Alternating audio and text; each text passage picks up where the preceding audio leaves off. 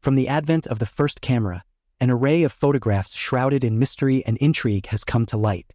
This compilation presents authentic images, each accompanied by a chilling and enigmatic backstory, inviting you into a world where the ordinary meets the inexplicable. Join us as we unveil these haunting visuals and the eerie tales behind them. Number 10. Lewis Powell, Unseen Conspirator. Most people know exactly who John Wilkes Booth is, or at least have heard of him. He was the man responsible for the assassination of President Abraham Lincoln. Pictured here is his lesser-known co-conspirator and would-be assassin Lewis Powell. Powell was born in Randolph County, Alabama, back in 1844. His siblings, of which there were 7, recall him as a lovable and kind soul. He was given the nickname Doc for his love of caring for sick animals on the farm. From being a farm boy, the conspirator would later become a soldier after enrolling in the infantry regiment when the war had broken out.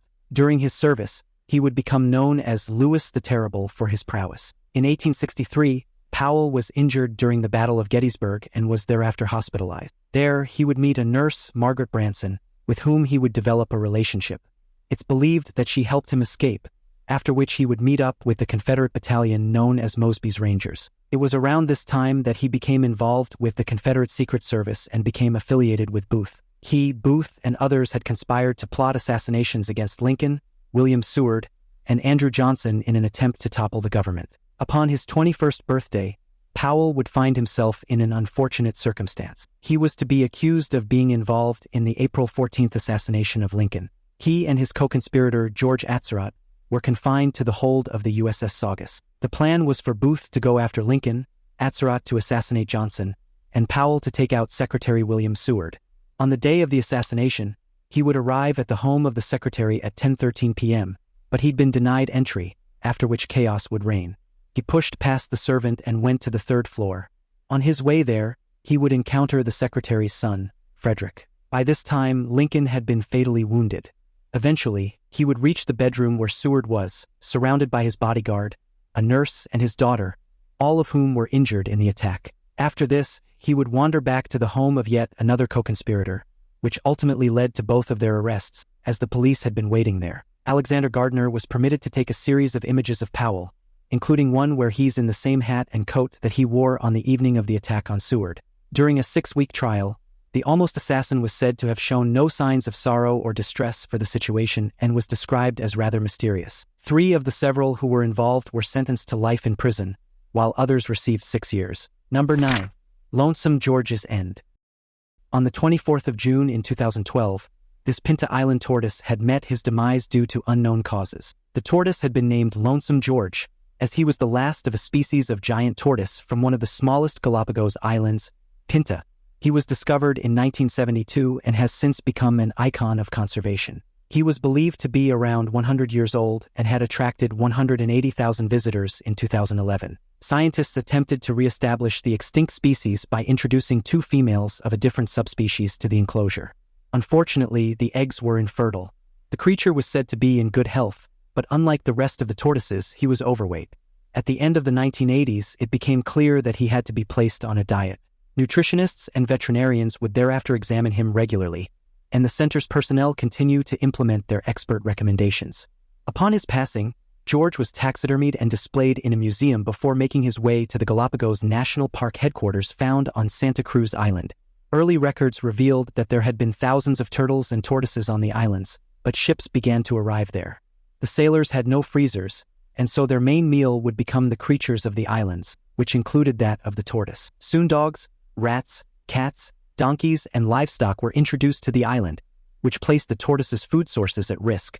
The animals would also feed on the offspring or trample the nests that were submerged in the ground. In 1971, scientists traveled to Pinta Island and found that the population of the giant tortoises had been reduced to a single individual, George, who had been living on the island by himself at the time. A $110,000 reward was offered to anyone who was able to find a female, but no one had been successful. The 1972 expedition had led to George being placed in an enclosure at a breeding center. This tortoise was the endling of the Chelinoidus abingdoni, a now extinct species. In 2020, an article revealed a remarkable find. Conservationists had been working on Ecuador's Galapagos Islands when they discovered a young female that had partial relation to the Pinta, The team had discovered 30 hybrid giant tortoises that had partial lineage to the Chelonoidus abingdoni species, as well as the Chelonoidus niger, both of which were thought to have been extinct on the islands of Pinta and Floriana. 11 males have been found and 18 other females that shared some relation to the Chelonoidus niger. A more recent genetic analysis, though, determined that the Pinta tortoises are more closely related to the Chelonoidus hudensis. In his enclosure, George had at one point been accompanied by 2 of these tortoises, but it's still not produced any offspring. It's uncertain if the Pinta Island species can be brought back from extinction, though the existence of this female may suggest that more Pinta Island descendants do exist. The tortoises were all transferred to a breeding facility in an attempt to repopulate their species. It's thought that whales or pirates had transported tortoises from different islands, which may have contributed to the development of these hybrids. An estimate of 15 different tortoise species are believed to inhabit the Galapagos Islands. Number 8. Christopher McCandless Journey. The picture here is the bus at the last spot that Christopher McCandless had stopped upon his journey before it was hauled off to a museum. Chris grew up in a wealthy family in Washington, D.C. In 1990, he made the decision to drop everything, abandon his car, and donate his $24,000 to charity. He also left all of his possessions behind and began his pilgrimage into the Alaskan wilderness. He called himself Alexander Supertramp and embarked on a journey of rebirth. His wish was not to flee civilization altogether, but just for some time, to invent a new life for himself. He would often hitch a ride on freight trains or hitchhike. He worked for Wayne Westerberg for some time during the journey, before heading south and launching a canoe on the Colorado River. He found himself in Mexico, and upon re-entering the U.S., he would work at a McDonald's in Arizona. Chris had stayed in California for some time before planning out his Alaskan expedition. On the 25th of April, 1992, he reached the Alaska Highway and hitchhiked to the Stampede Trail to go and live out in the wilderness. He carried with him 10 pounds of rice and a collection of books on edible plants and other useful guides. His plan would be to hike to the Bering Sea, but ended up seeking shelter in this abandoned bus. During his stay here, he would live on smaller animals and gather roots and berries. In early July that same year, Chris was due to return to civilization, but unfortunately, the river he crossed 2 months earlier was now swollen due to snowmelt, and so he returned to that same bus. During this time, he had documented an error he made in which he consumed the seed of a wild potato, which disabled him. Chris is often referred to as the man who stepped off the earth, and a book was written about him that inevitably turned into a movie called Into the Wild. The bus became a pilgrimage site in the wilderness. The rusty coach served as inspiration for many adventurers to embark on dangerous journeys to reach it. A team of dedicated curators had since given it a new life in an exhibit. On the 18th of June, 2020, Corrine McCandless, Chris's sister, had gotten a phone call from Corey Feige, the commissioner. Feige wanted to give Corrine a heads up that the rusted, abandoned bus where Chris had briefly lived was being hauled out. At the time of the phone call, the coach was dangling from a helicopter as it approached a flatbed trailer, where it would then be taken into storage. Corrine did not know that something like this was going to happen, but it was not entirely surprising either. This artifact had been a growing concern for Alaskan authorities, as too many visitors were inspired by the story of Alexander Supertramp and were getting themselves into all sorts of trouble in attempts to visit it. Too many formal and informal rescues had been required. There had been particular issues with the crossing of the Rapid River, which had also barred Chris. Number 7. War Portraits. This is a series of portraits as photographed by Lage Snow of a soldier before, during, and after the war. These images, along with many others of the series, came to light in 2012 when the photographer, who was based in Kabul, Afghanistan, had journeyed on an 8-month-long project. It featured portraits of British soldiers before they were deployed in Afghanistan, during their deployment as well as after. Snow was able to capture the innocent face of 24-year-old Private Chris McGregor before he became gaunt and sullen in less than a year. The series consisted of a 3-panel juxtaposition, allowing the observer to see the physical changes that a soldier goes through while in the war zone. Time has been sped up for these soldiers under the glaring sun amidst the conflict. These men had come into the war with experiences that had been well beyond their years. Snow's captivating series had accompanied the triptych with a quote from the servicemen that dealt the viewer an insight into the mental and emotional state of them at the time. Private McGregor was first photographed on the 11th of March in Edinburgh. His quote was that he would miss his family and would miss his dogs. "They would keep me sane and are my de-stressors." He also said that he would try not to think about the worst-case scenario. A few months later, he was photographed again, this time at Compound 19, Nat Ali, after an IED. His words were different this time. "It's the fear that kept me alive here," he explained. "If it's going to happen, then it will, and if anything could be done, they would all still be alive. On the 28th of August, he was photographed again in Edinburgh and had been transported out due to a knee injury. "My legs just gave way," was his first sentence. He thought it was the weight, and he just had to accept the fact that his body was telling him to give up.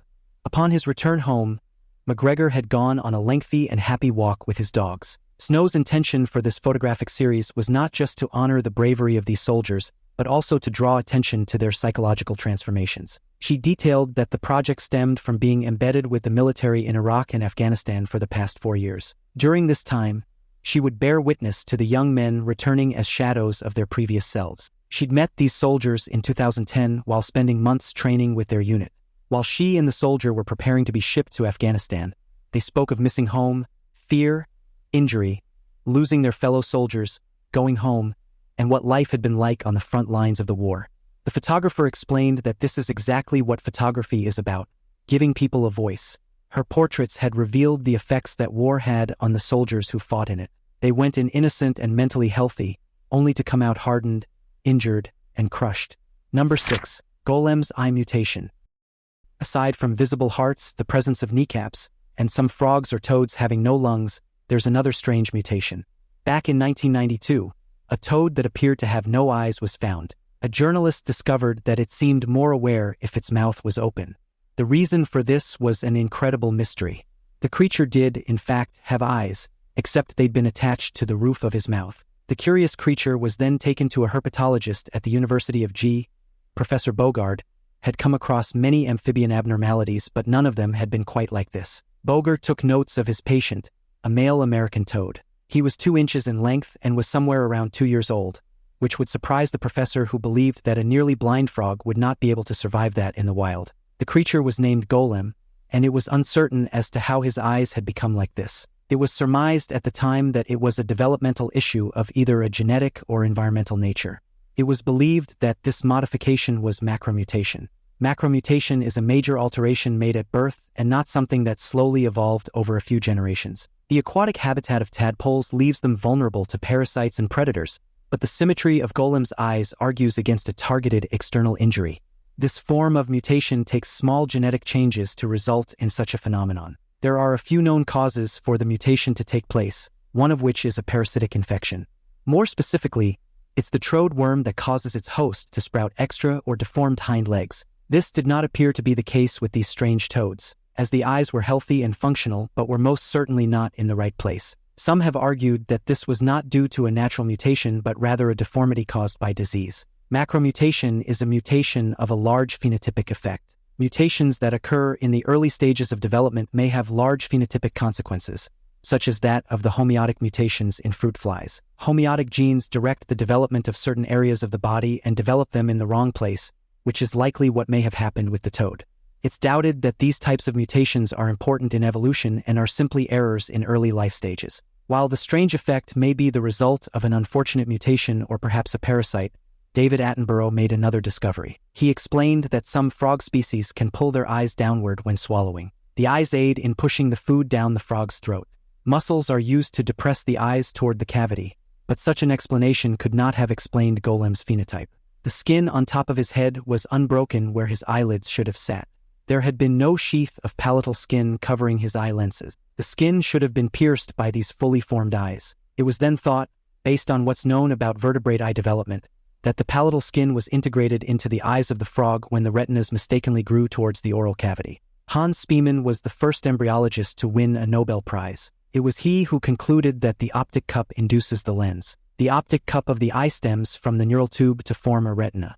It's therefore suggested that Golem's optic cups had taken the wrong turn and induced the lenses within the roof of his mouth. This incredible detour may explain why his eyes look normal even though they're displaced. No hypothesis was able to be concluded, and the owner of Golem had refused to donate her special frog to Bogard for further study or to have him produce offspring. Number 5. Ancient trees at risk. This image reveals a heartbreaking before and after logging activity of a Cow Valley tree, photographed by T.J. Watt. Not only is he a photographer but also a conservationist and a big tree hunter. His mission was to explore and document the ancient rainforests in an effort to save them. These old growth systems are endangered. Watt's photography has shed light on British Columbia's endangered forests. Lens Culture has uploaded a series of images of these large trees and their before and afters, as taken by the photographer. This image was installment number 5. He stands at the red cedar before it's been chopped down.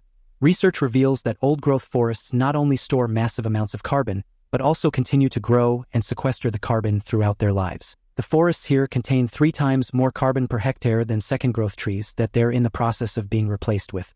Our best defense is to leave these ancient giants standing. The logging of British Columbia's endangered ancient trees continues today despite their importance. These trees are important for endangered species as well as for clean water and climate mitigation.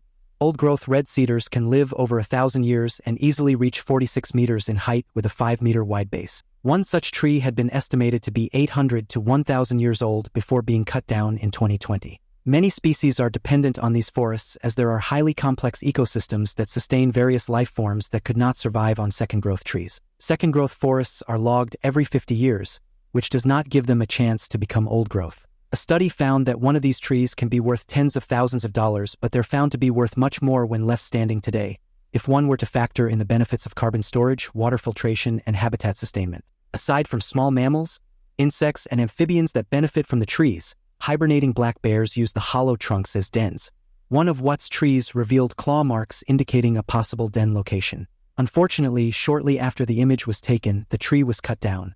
These ancient giants have taken years to grow and disappear in mere minutes. The photographer is the co-founder of the Ancient Forest Alliance, a non-profit organization that's working to protect these old-growth forests while also ensuring that the second-growth forests are sustainable.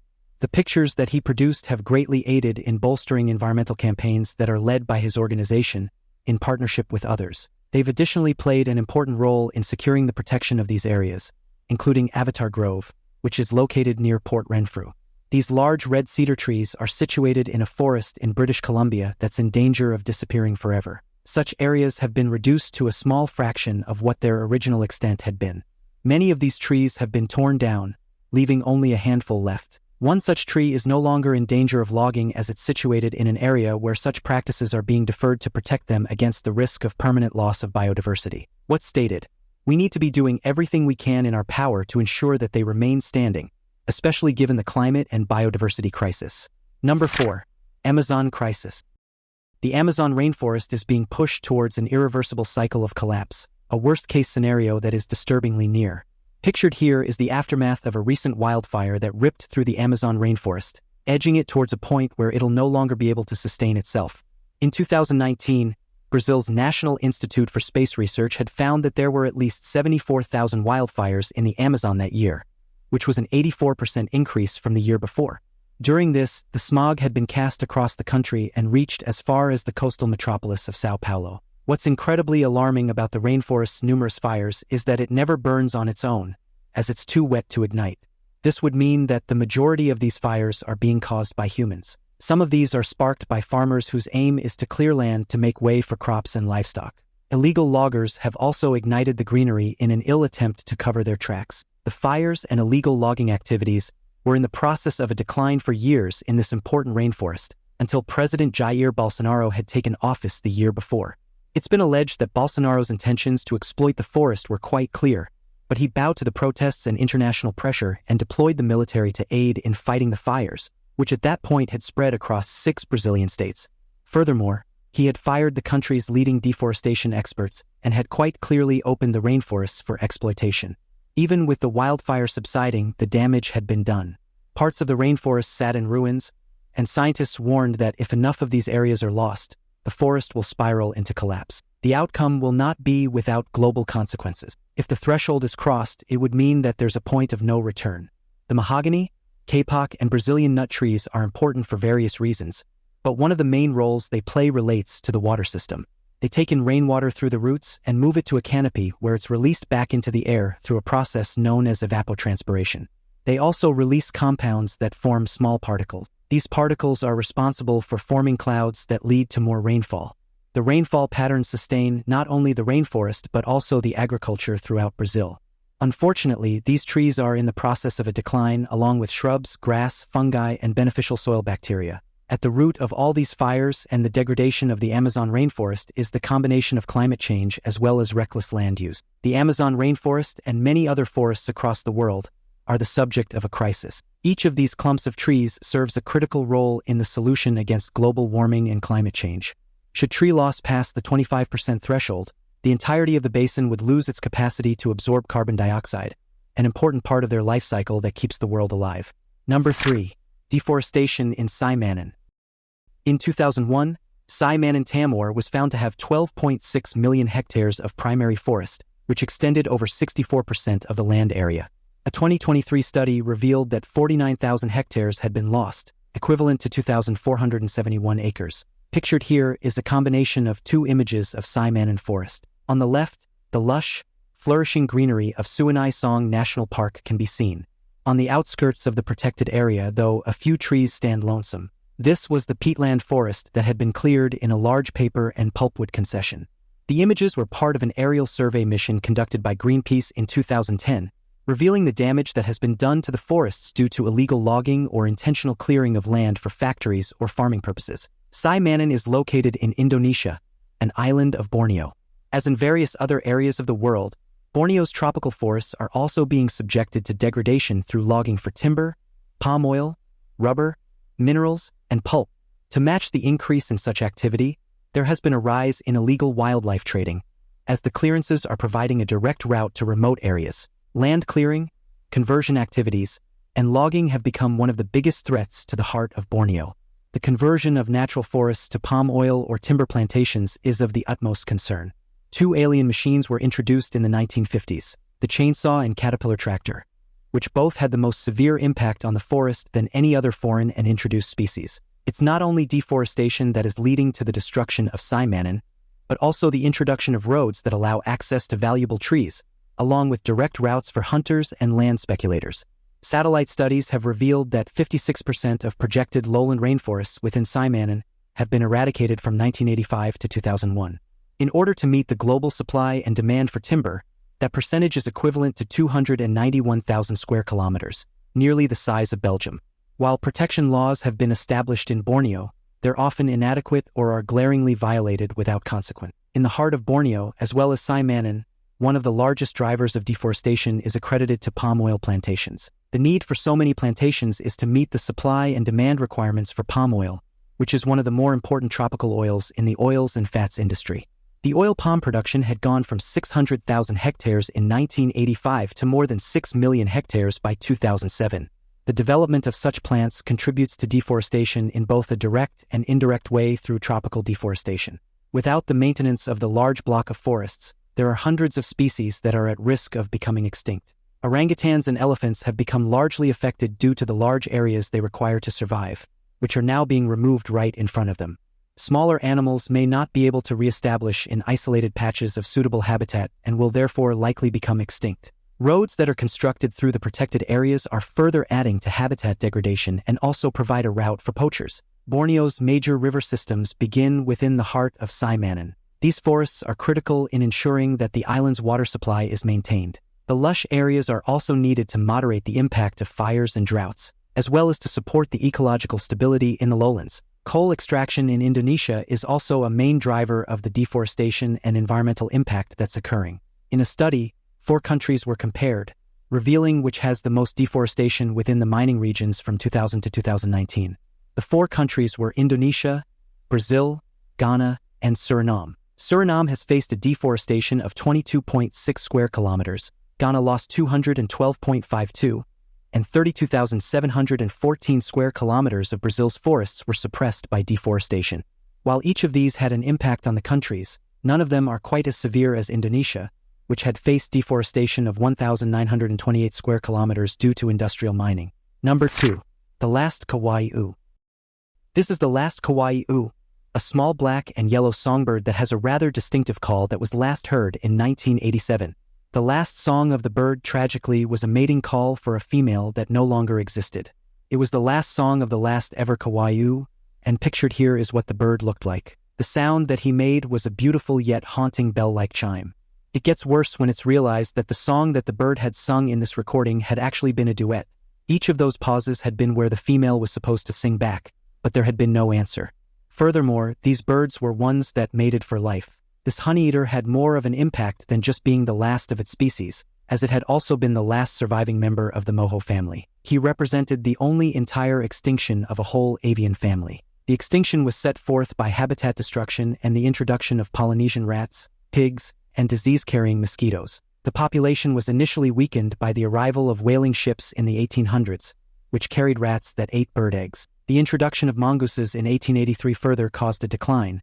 Along with the ships came the diseased mosquitoes that carried avian illness. The Kawaiioo was endemic to the Kauai island of Hawaii. 5 billion years of successful evolution, and its song was forever silenced. The now extinct honeyeater became the obsession of a Danish environmental artist named Jacob Steensen. In a recent study, ornithologists observed a population decline in nearly all of the Kauai Islands' honeycreeper species. Honeycreepers are a diverse family of forest birds who've been faced with habitat destruction, the introduction of non-native species, and the eradication of native plant life. More extinctions like the Kawaiioo are to come, as predicted by these experts. Steensen had written an essay in which he stated that the bird had become extinct the year he was born. The endling had moved its vocal organ, which reshaped and pushed out the air in order to evoke a series of powerful, rhythmic sound waves. These sound waves could be heard from miles away, making the response that he'd not received even more tragic. At the time that he'd sung his last song in the tropical bushes, it had traveled to the microphone of ornithologist H. Douglas Pratt. This haunting song would then be stored at Cornell University's Department of Ornithology, where it would become digitized and made available for replication. Pratt and his colleagues had embarked on an expedition in 1960 to the island before the birds had even been considered endangered. In 1998, a few years after the extinction, he published a report, which is now considered to be a delayed publication regarding extinction. The culmination of man-made and ecological events that took place during the 19th and 20th centuries, intertwined in the story of this endling, were the actions of human beings, mosquitoes, plants, and disease. The ornithologist had been one of the absolute last people to see this bird species alive. He explained that its call was so incredibly loud, one only needed to follow the sound to find the bird that would often be perched high up in the forest. The species had lived for 5 million years before being entirely wiped out in a mere 150. The mating calls of Kawaiioo now mournfully echo across the internet, in hopes that many are inspired to do something to preserve the species that remain. Number 1. Climate crisis. Photographed here is precisely what TJ Watt was referring to when he said, climate and biodiversity crisis. This is what one section of the Great Barrier Reef had once looked like. Next to the colorful array of coral is the barren aftereffects of coral bleaching that has once again hit Australia's Great Barrier Reef, a direct result of human activities. A study was conducted by Professor Terry Hughes on 136 reefs in March of 2020, and the results were record-breaking. This had been the third episode in the past 5 years, which alerts to a more global issue. The increase in surface water temperature is a result of high atmospheric pressure, which has not been recorded since the start of the study in 1900. This means that we're far from the goals set by the agreements for the reduction of greenhouse gas emissions. The same stress is not felt by the species that live within the reef, and the coral bleaching is not necessarily fatal. The corals appear to be a lot more resilient to the weather and often recover once the temperatures are normalized. That being said, coral bleaching is the result of global warming, which is being caused by mining and the burning of fossil fuels. Climate change is heating the ocean, and if the water stays that hot for too long, it won't only bleach the corals but also eradicate them. The scale and the number of issues the reef faces have gone far beyond the capacity of the systems that were put into place a generation ago in order to protect it, and it now needs a much stronger system to defend it from issues including overfishing. Another issue that has affected the barrier reef is farm pollution, a key driver of the decline. The pollution smothers the corals and seagrass while also denying them sunlight. Nitrogen runoffs can also lead to algal blooms, which are food for starfish, promoting an unsustainable population explosion. Port expansion along the coastline has also caused degradation. This activity leads to the dredging of the seafloor along with an increase in shipping traffic. In the last 15 years, it was found that 30% of the coral reefs around the world have perished, and in the next 2 years, 6% of them will cease to exist. A prediction by researchers stated that the Great Barrier Reef will become something of a geological relic in less than 30 years. Coral reefs are the most diverse ecosystems on the planet. They occupy only 2% of the ocean, though, but they harbor 1/3 of all sea life and support more species per unit area than any other marine ecosystem. 4,000 fish species and 800 hard coral species are dependent on the reef. An estimate of 8 million undiscovered animals and plants are thought to live on or near these ecosystems. On a daily basis, 30 million tons of carbon dioxide is being poured into the ocean, which results in the water becoming too warm and far too acidic to continue to sustain the life within it. Global warming has resulted in a slowing of underwater jet streams that provide nutrients and cooler water to the ocean's surface. The coral, in turn, are becoming nutrient deprived, and if they become extinct, life as we know it may cease to exist permanently.